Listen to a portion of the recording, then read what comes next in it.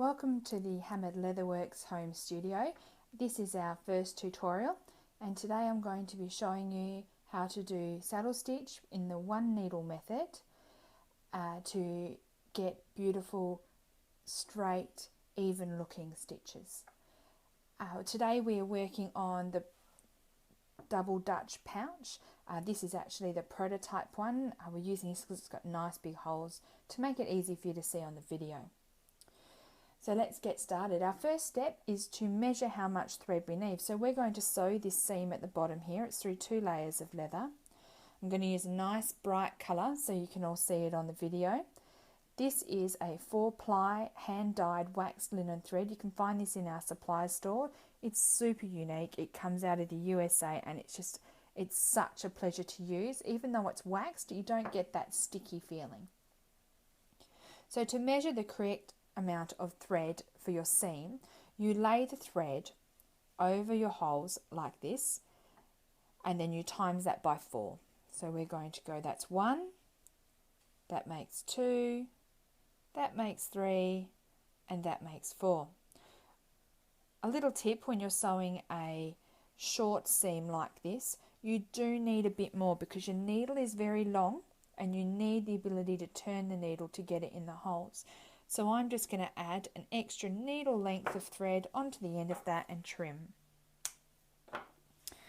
What's really great about waxed linen threads is that by just pinching the end, it makes it super flat and nice and easy to pass through the eye of the needle. So we're going to pull it over by just about 3 centimeters, give it a pull, twist the needle. It just makes it nice and easy to pass through the holes. So here we are, start stitching. So we're going to be sewing this pocket onto the back of this double Dutch pouch today. We're going to start in the center and we're going to make sure that our knot's hidden in the seam. In order to do this, we need to start with just the back pocket piece, coming up through one of the center holes and pull it through, leaving a nice tail. You need to remember that to leave a tail that's to your sizing, so enough that you can get in there with your hands and knot it up at the end. So my tail's about 4 to 5 centimeters long. So now I'm going to line up my holes and I'm going to pick up my project, and now we're going to start the saddle stitch. Saddle stitch is super simple. It's a very traditional technique. You just go up, down through every hole and then back the same way you came. What's really great about saddle stitch is that it creates a stitch that is not a locking stitch. So if you were to break the thread on one side, the thread on the other side will pick up the load and the project will stay together and still be perfectly reliable to be used. So now I've reached the end and I'm going to start coming back.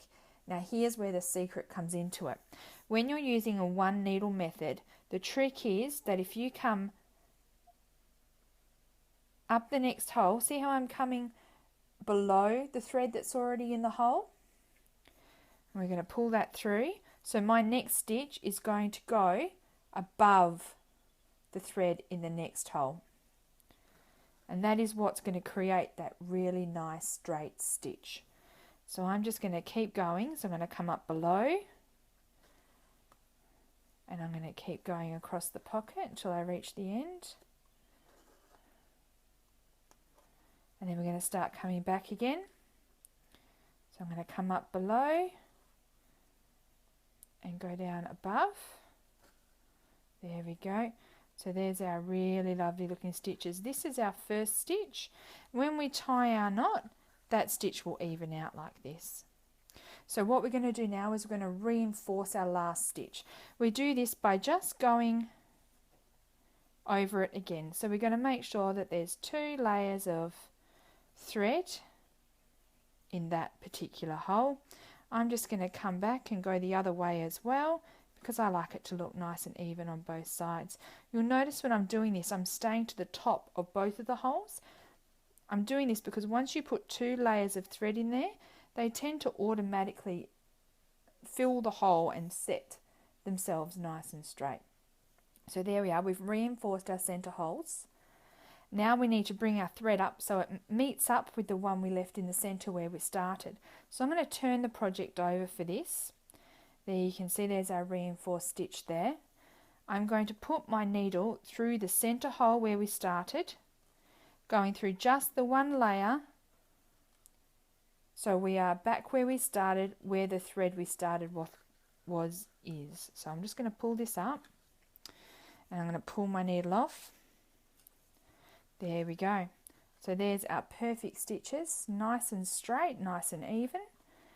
And now we're going to tie a finishing knot. Finishing knots aren't necessary if you have reinforced your stitches. I like to be uber sure and do both. So the trick with a finishing knot to get it nice and flat and interlocking is that if you pass your left over your right, like tying shoelaces, there we go, and pull, then you want to make sure that on the way back your right goes over your left,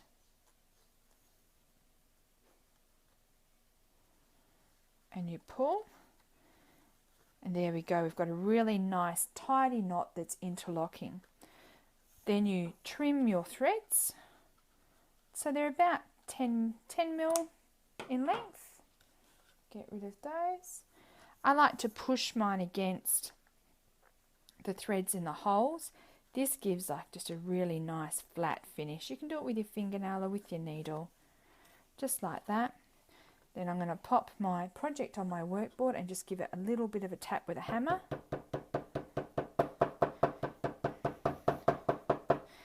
This flattens out the stitches and gives you perfect stitches. And that's exactly how to do it. Thank you for watching, and we look forward to showing you more instructional videos. Happy leatherworking!